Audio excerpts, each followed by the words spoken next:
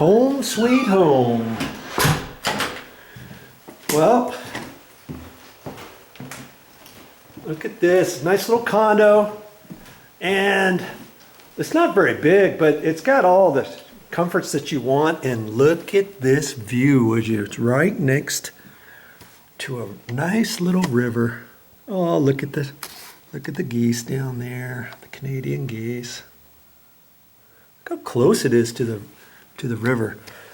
And nobody's moved in here yet. We haven't moved in anything yet, and there's going to be some stuff that I'm going to do, and I'm going to make some videos of all this, different things that I'm going to go ahead and do in this condo. So keep watching these videos, okay? Because anytime I do something new in this condo, I'm going to show it. One of the things I'm going to have done, we're not quite sure if we want to replace this carpet yet or not. If we decide to keep the carpet, it's winter now, it's probably going to get dirty. Who knows what we're going to put in here later. We want to get moved in here, and we don't want to spend too long before we come in here. One of the things we're going to do is paint everything, all the walls, all the ceilings, all the baseboard, all the doors, all the frames, all that stuff throughout the condo. And so I don't know if we're going to take this carpet out and replace it right now with some different carpet or not, or some laminate flooring. But if we do laminate flooring,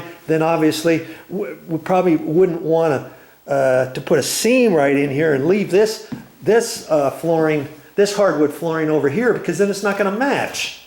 You know, so if we do leave this carpet, then I'm going to probably have a carpet guy come in here and stretch it. And initially I was thinking, oh, I can do that myself. I can rent one of those little knee kickers. Well, I don't want to do that. I'm getting up there in age. I don't want to mess up my knees or cut myself with the Bloody Mary knives or a sheetrock knife. And I don't have the tools to push it back in. Because see, I see a ripple there. There's one there. And there's the puckers. See, next to whatever was on the floor there, see how this floor gives a little bit? That's because it needs to be stretched. And when I look over here, there's another place over there. And you see all the way along here, see how high this is? It's not because there's something underneath the floor. It's just because the carpet has stretched and it's kind of given a little bit here, and it's pooched up the edge. Well, they can fix that right there. They have to pull this out, re-stretch it, and trim some of that off, and get their little wedge tool and pop it down in there, because you can't just re-stretch everything from here that way. Maybe he'll end up stretching a little bit of this carpet that way and then stretch them this way. I have no idea, but I want to get this carpet as tight as we can get it. Okay, and so there's more carpet. See how these stairs are, they've already come in here and cleaned the carpet, but this is just from wear. This is from wear. You can clean this all day long, and you're not going to get it clean all the way to where it should be. Now this floor right in here looks pretty good, right? Doesn't look too bad. But then you get in the master bedroom. I see a line all the way across there. See, they used to have the bed right there. See that line there? You can see it, and then you can see another one there, and it goes all the way across. Now, if it was just underneath the bed, that's one thing, but it goes all the way across, see? See this one? And this one? So if I'm going to have the carpet guy re-stretch downstairs, I'll have him re-stretch this too. This carpet really doesn't look that bad, and so I think we'll probably just leave this carpet in here for a while and see how it goes, and maybe in the summer or next year or something, if we get the inkling, we can pull all the carpet up, replace it with new carpet, or we can put laminate flooring in here. I have no idea what we're going to do. I'll have to talk to Momi about it, and we'll have to decide. But for the time being, I think we'll stretch the carpets. And then see, remember I said we're gonna end up painting everything. Everything's going to be painted. Any painted surface now that you see, we're going to go ahead and redo it. And speaking of painting, in the kitchen, you see that line there going across that way? Well, in the old days, they used to paint the kitchen ceilings a semi-gloss. And if the kitchen kind of tied into other areas, they're like, okay, where do we stop and start? So see, from here, this paint color I think is the same as this, but it looks different because it's semi-gloss, and this paint over here is flat. Okay, and so they had to make a line somewhere. They decided to semi-gloss these walls over here, right in here, and generally for a kitchen that's probably the best thing to do. But you know, so they did this. They did the walls here, and then they stopped the semi-gloss right here, so you can see the transition a little bit right in there. See, as it goes up, and then they transferred that line across. And then over that way, so all that is the same over there. We're probably going to end up, when we repaint all the ceilings, we'll probably go with the white, the ceiling white color, and then just use maybe, well, we'll do flat on the ceilings.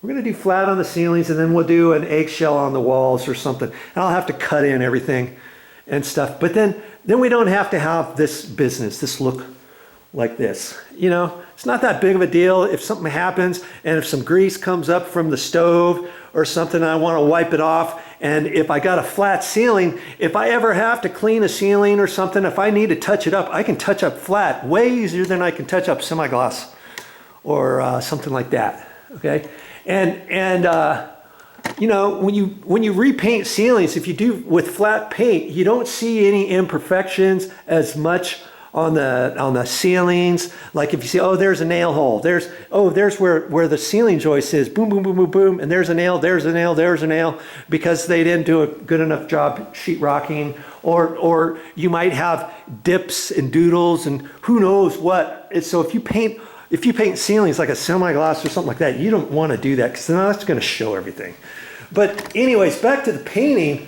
Obviously that means the doors and frames are going to be painted, and I talked to Momi, and she wants the hinges changed out to a different color, and the doorknobs and stuff. But before I take any of these doors out, I'm going to check the doors and make sure they're opening and closing right, and they're not too close to the edge here. And see this one here, I see it's almost getting ready to rub, and so I'll go around and I'll on this particular door, I'm gonna have to suck that hinge over, and that'll raise this up a little bit. And I know I got enough room there, and it will move this away from the door edge, from the jamb edge. You know, so I'll do stuff like that. I'm gonna check every door in here, and in some areas I've seen where the door's not closing all the way. Well, it is closing, but see, with this door closed. See how far the door is sticking out from the door jamb, and that's because, hey, you go in here. I know somebody changed out this door before, and they didn't do a very good job, because see, it's up tight. It's up tight to the door stop. Okay, but over here, see how big the gap is? Look how big the gap is over here. But with this even being tight like that, the door is still sticking out of the wall a little bit. They didn't use the wrong door. This is an 1 3/8" door. See? Not an 1 3/4" door. But for some reason, they moved the door stop was pushed over too far. I don't have enough room for the whole door in here. This should be moved over a little bit, and it's about at the right place at the bottom, but I can see how this goes up at an angle. I don't know why they did that, but they did, and that's what's making that door stick out. So is that something I want to mess with? Yeah. I mean, I want this to be right. I don't want it to be sticking out like that and having this line there. I want everything to be like it's supposed to be. See down here, it's flush going straight across. Granted, this gap is too big. I'm going to have to put some shims behind that hinge, but I can do that later. The main things I want to do is to make sure I don't have to mess with anything. So see, with this, I'm going to have to take my sheetrock knife and score this, because this has been caulked on both sides. I'm going to score it, take out the caulking on here on both sides, and I'll take a hammer with a little 2x4 block and kind of tap it over, because it's only nailed with little brads or 4-penny nails. Okay, and I can start from here and go up, and I can measure. And see, this is supposed to be 1 3/8", And right now, look at that. It's only like 1 1/8 inches.